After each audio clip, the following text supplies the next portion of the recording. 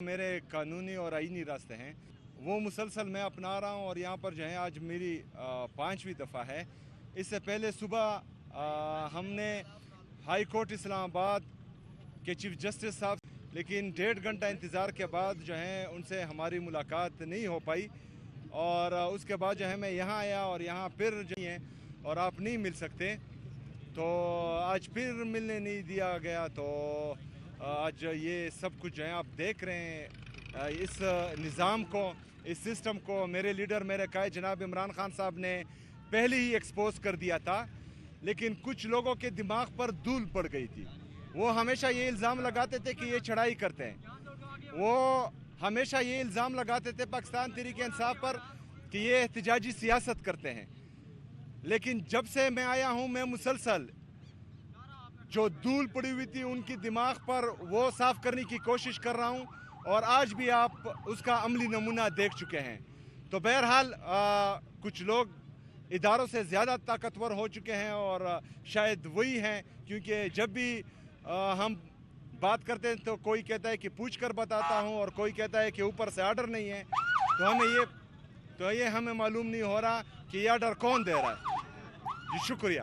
سہیل صاحب یہ بتائیے گا، آپ بات کرتے ہیں جمہوریت کی، آپ بات کرتے ہیں آئین کی، بہت اچھی بات ہے، لیکن جو سیاسی معاملات ہیں وہ مذاکرات سے حل کیے جاتے ہیں۔ اب تک نہ آپ وزیر اعظم سے ملے، آپ صوبے کے حقوق کی بات کرتے ہیں کہ وہ پورے نہیں لیے جا رہے، آپ وزیر اعظم سے ملاقات نہیں کر رہے، آپ وزیر خزانہ سے نہیں مل رہے، وزیر داخلہ سے نہیں مل رہے، کیونکہ امن و امان کی وہاں پہ صورتحال خراب ہے، تو مسائل کیسے ہوں گے؟ صرف ایک ملاقات سے حل ہو جائیں گے؟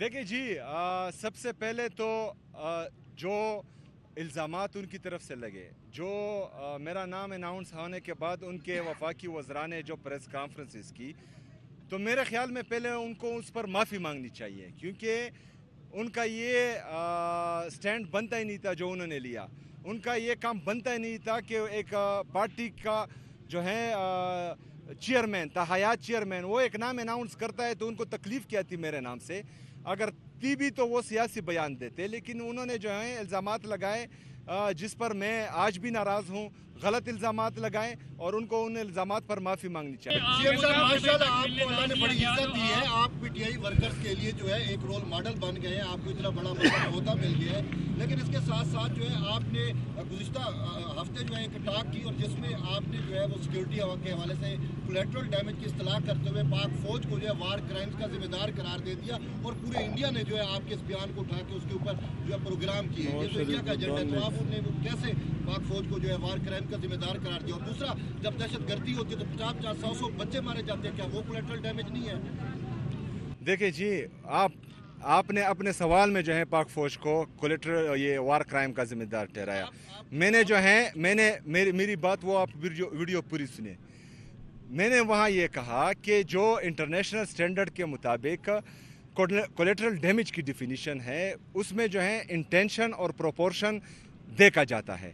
انٹینشن ہمیں معلوم ہے، یہ میرے الفاظ تھے، اور جو پروپورشن ہے وہ 2% ہے، مگر اگر فرض کریں 100 دہشت گرد مارے جاتے ہیں تو اس میں 2 سویلین زخمی ہوں یا شہید ہوں، وہ بھی بری بات ہے، لیکن وہ جو ہے سٹینڈرڈ رکھا گیا ہے۔ لیکن یہاں پر جو ہے 21 لوگ شہید ہوتے ہیں، 21 لوگ شہید ہونا جو ہے یہ کرائم ہے، یہ نہیں ہونا چاہیے۔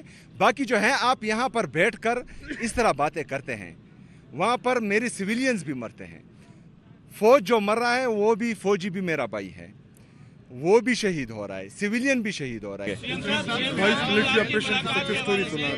اسٹیبلشمنٹ کہتے ہیں کہ اپنا یعنی کہ سیاست میں رول نہیں دینا، لیکن بعد میں وہ کہتے ہیں کہ اسٹیبلشمنٹ کے ساتھ ہم نے بیٹھ کے مذاکرات کرنے ہیں۔ اب لاسٹ جو نہیں کہ بات آئی تھی یعنی کہ وہاں پر کہا گیا کہ اسٹیبلشمنٹ سے ہم نہیں بیٹھیں۔ دوسری بات یہ کہ سیاستدانوں سے بھی آپ نہیں بیٹھ سکیں گے، تو اسٹیبلشمنٹ کے ساتھ بھی بیٹھیں، مذاکرات کرنا چاہتے ہیں، کس کے ساتھ کرنا چاہتے ہیں؟ سیاستدانوں میں آپ کے خیال میں کون اتنا طاقتور ہے کہ اس کے ساتھ ہم بیٹھ کر یہ سارے، آپ مجھے بتائیں نا، اس ایک سیاستدان کا آپ نام لیں کہ وہ جو ہیں یہ تمام جو سیاسی ٹرمائل ہے اس کو ختم کر سکتا ہے تاکہ ہم ان کے ساتھ بیٹھیں، ایک کا نام بتا دیں۔ वही तो कह रहे हैं, मुज़ाकरात किससे करेंगे? चलिए पूछ कर बता दें। या कोई ऐसा सियासतदान जो बगैर पूछे बता दे। आप तो ये अदालत की बात कर रहे हैं, कानून की अमलदारी की बात कर रहे हैं। पंजाब में दफ़ा 144 नाफिज है, हर हफ्ते इतने कारकुन लेके पीटीआई यहाँ पे जमा हो जाती है। दफ़ा 144 की खिलाफ वर्जी है।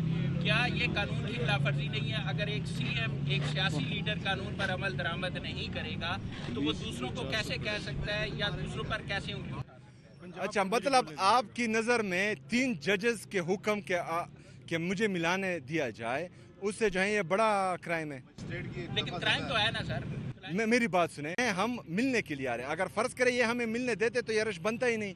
ये हमें मिलने नहीं दे रहे हैं जजेस के आर्डर्स के बावजूद, तो इस वजह से रश बनता है। ये भी इनकी जिम्मेदारी है। ये क्राइम भी जो है वो कमिट कर रहे हैं, हम नहीं कर रहे हैं। आपसे मुलाकात के हवाले से डिस्कस हुई और उसके बाद वफाकी वज़ीर तारिक फजल चौधरी साहब ने कहा कि मुलाकात का पहला हक फैमिली का है, बाद में उनके वकला का है। जेल मैनुअल की खिलाफ वर्जी की वजह से ये मुलाकात नहीं हो पा रही, क्या कमेंट करेंगे? किसने, मैं आपका सवाल समझा नहीं। तारिक फजल चौधरी वफाकी वज़ीर कह रहे हैं कि सीएम की मुलाकात इसलिए नहीं हो रही कि जेल मैनुअल की खिलाफ वर्जी हो रही है। देखे जी, ये जो है यहाँ पर हमने जिरगे देखे हैं, हमने 80-80 और 100-100 बंदा देखा है कि इनके जो जाली बादशाह बने हुए थे उनसे मिलने आते थे। एसी की डिमांड्स हमने देखी हैं, हमने जो है बाकी चीज़ें देखी हैं।